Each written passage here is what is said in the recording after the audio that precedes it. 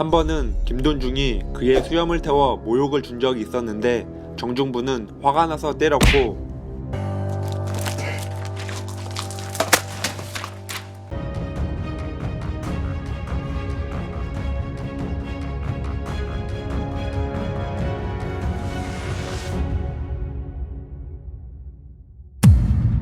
정중부는 해주 출신으로 신부는 한미하였습니다. 군인이 되고 처음 소속된 부대는 궁궐수비나 국왕의 신변 경호를 하는 친위군으로 이는 그에게 찾아온 첫 번째 행운이었습니다. 그의 뛰어난 신체 조건 덕분이었죠. 인종 때에는 장교가 되었습니다. 한 번은 김돈중이 그의 수염을 태워 모욕을 준 적이 있었는데 정중부는 화가 나서 때렸고 김돈중은 아빠한테 이릅니다. 그 아빠는 삼국사기 저자로 유명한 김부식이었죠.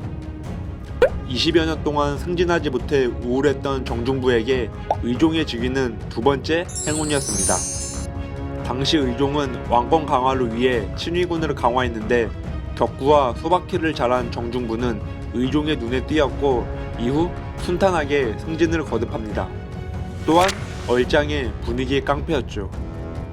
그런데 무신정변 당시 정중부는 6년여 동안 진급이 없던 상태여서 또다시 우울감에 빠집니다.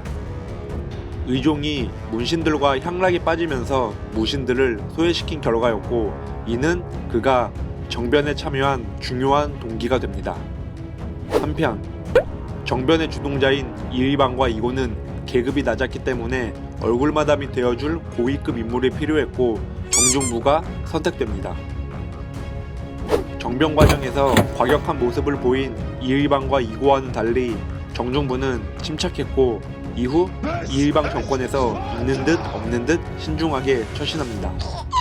한편 이의방 정권은 조이총인안을 쉽게 진압하지 못했고 시간이 갈수록 진압군 충원은 한계에 직면합니다.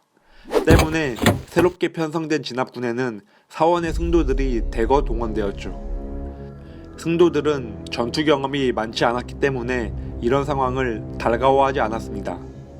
군사훈련을 할 때면 여기저기서 볼멘 소리가 터져나왔고 대장군으로 훈련에 참여하고 있던 정중부의 아들 정균도 그들의 불만을 피부로 느끼고 있었습니다.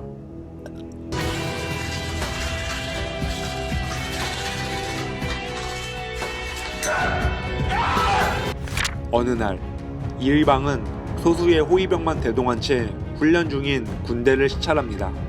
호시탐탐 기회를 노리고 있던 정규는 이미 승려 종참에게 이의방 제거를 지시한 상태였죠.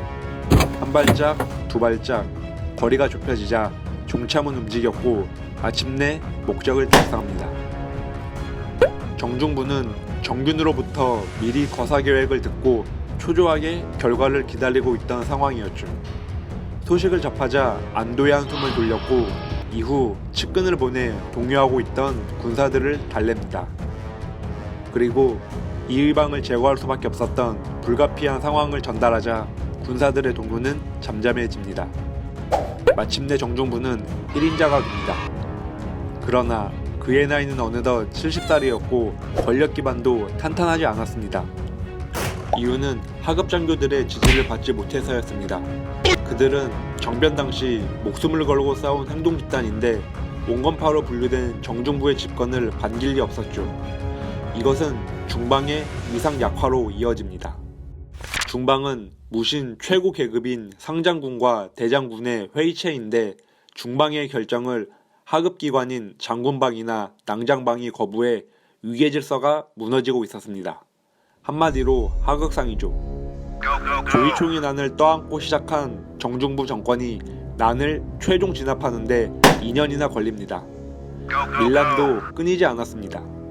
망이 망소위의 난을 진압하는데 1년 반이 소요됐고 예산에서는 손청, 익산에서는 미륵산적이 반란을 일으켰습니다.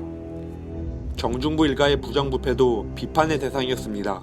특히 아들 정균과 사위 송유인은 권력의 실세였는데 둘은 무신란에서 아무런 공이 없었음에도 정중부 백만 믿고 설쳤기 때문에 불만이 이만저만한 게 아니었죠. 민심은 정권으로부터 더욱 멀어집니다. 정중부 역시 사리사욕을 채우는 데 앞장섰고 재테크 수단으로 토지를 찜합니다. 당시는 정변 직후에 사회적 충격이나 긴장감이 점차 해소된 시기여서 부정부패가 이전보다 훨씬 심했습니다. 하급 장교들을 통제할 강력한 리더십도 없었고 밀란과 부정부패 등으로 정권의 붕괴는 시간 문제였죠. 1179년 9월 20대 청년 장군 경대승의 칼에 정중부가 제거되면서 정중부 정권은 5년 만에 막을 내립니다. 오늘 준비한 내용은 여기까지고요. 재밌게 보셨다면 구독과 좋아요, 댓글도 많이 부탁드립니다.